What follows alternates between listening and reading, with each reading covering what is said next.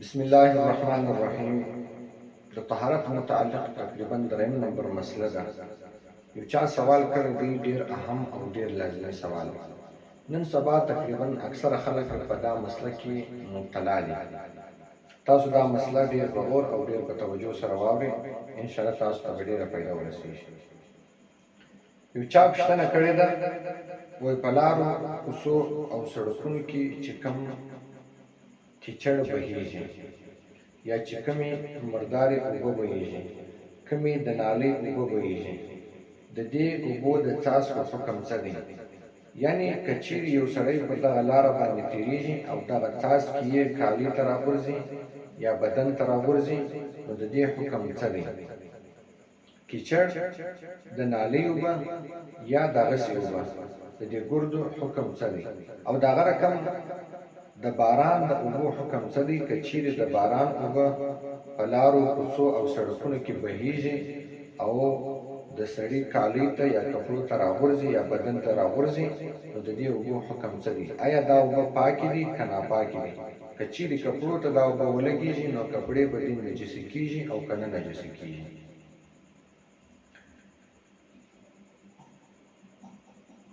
الجواب بتوفیق الله تعالی. الله تعالی په توفیق سره جواب عرض دی.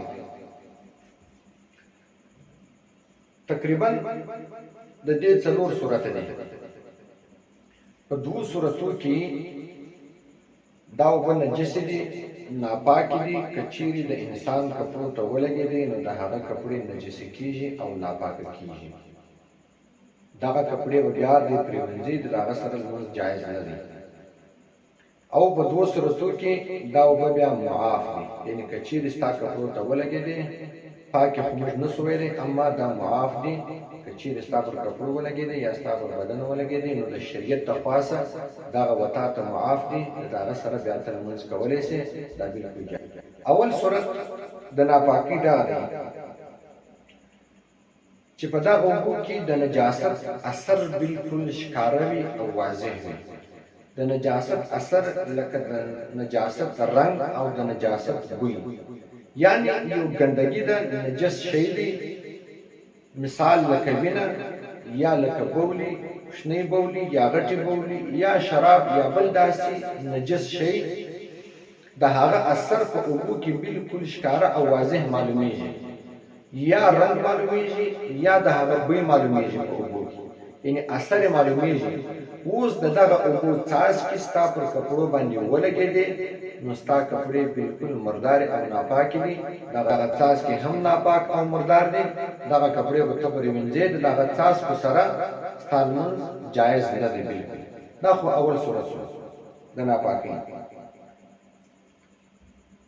دوهم صورت یې دا دی، دغه د لارو چې کوم کیچړ دي، دا د لارو کوڅو او سړکونو کې چې کوم کیچړ دي یا د نالۍ چې کومې اوبه بهیږي، چې سړی پر لاره باندې تېرېږي نو دغه څاڅکي یې کالي ته راغورځي، د ده پر کالي باندې لګېږي.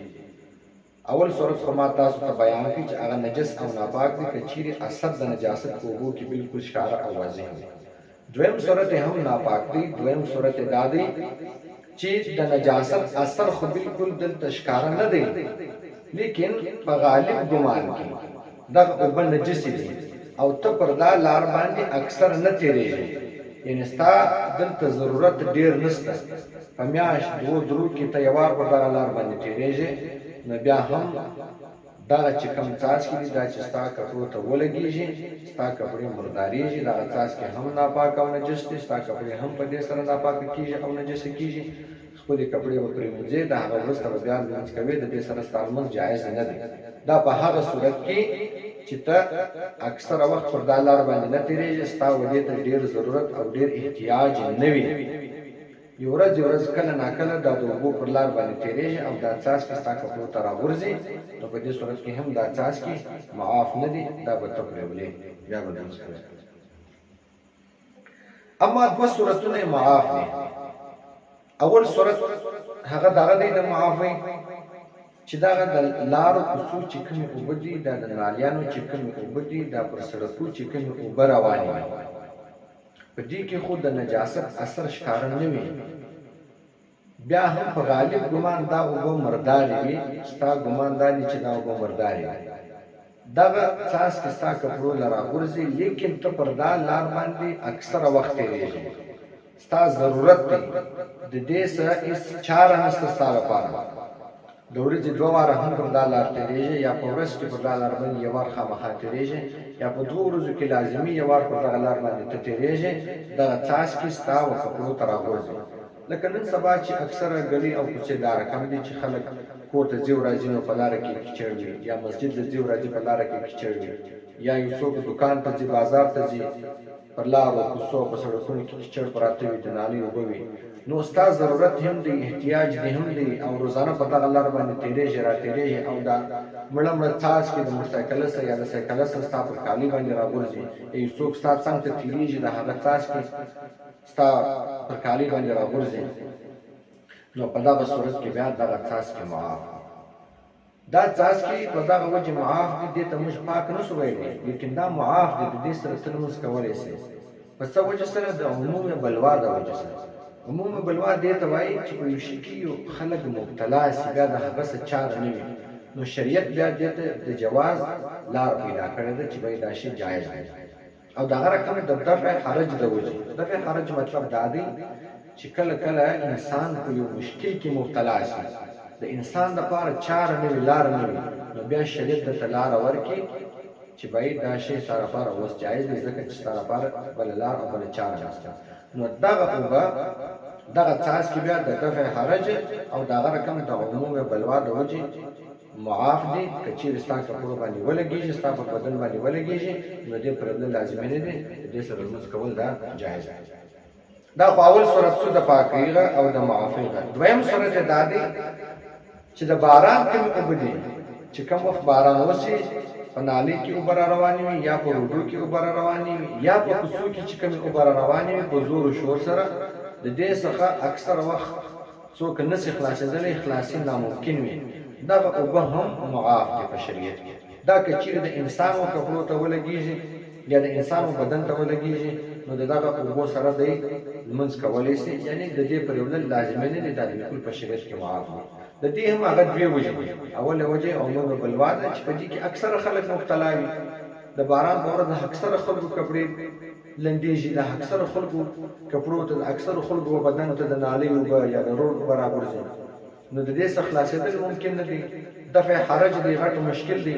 نو په دا وجه بیا شریعت لاره ورکړې ده چې باید دا معاف دی، دا جایز دی، پروا نه لري، ستا پر کپړو دې لګېدلي وي، ته د هغه سره لمونځ کولی شې. دغه 2 صورتونه رد المختار کې لیکلي دي، جلد نمبر 1 صفحه نمبر 322، غالبا 323 نمبر صفحه ده. هغه کې لیکلي دي د هغه د روډو حوالې سره، د سړکونو چې کومې اوبه دي، د ګلیو د کوڅو چې کومې اوبه دي، د دې په حواله سره په واضح ډول لیکلي دي تین الشوارع عفوا، یعنی د روډو چې کوم تین دي، چې کوم کیچړې دي، کومې اوبه دي د سړکونو د ګلیانو، عفوا دا معاف دي. وان ملأ الثوب، که څه هم د سړي کپړې وې د دې څخه ډکې شي، یعنې دومره ډېر وي چې د سړي کپړې ځینې ډکې شي، بیا هم دغه کیچړ معاف دي. ولې؟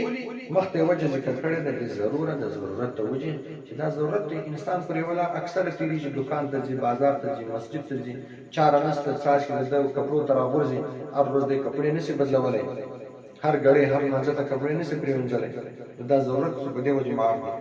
لیکن مخته یې لیکلي دي چې ما تاسو ته کوم اول صورت بیان کړي د ناپاکیغه، د ناجایزوالي، والعفو مقید، وای دغه معافي چې دا مقیده ده، په دې کې یو شرط شته، بما اذا لم يظهر فيه اثر النجاسه، په دې شرط چې په دې کې به د نجاست اثر نه ښکاري، یعنې که چیرې پر یو روډ باندې داسې اوبه روانې وي چې په هغه کې د نجاست اثر بالکل معلومیږي، ګندګي کې پرته ده، غټې بولې کې پرتې دي، اوس دغه څاڅکي ستا کپړو ته راوغورځېدلې، بیا په دې صورت کې دا معاف نه دي، په دې صورت کې بیا ستا کپړې مردارېږي، ځکه چې اذا لم يظهر فيه اثر النجاسه، شرط دا دی چې په هغه کې به د نجاست اثر ښکاره نه وي، چې د نجاست اثر ښکاره شو بیا دا معاف نه دی.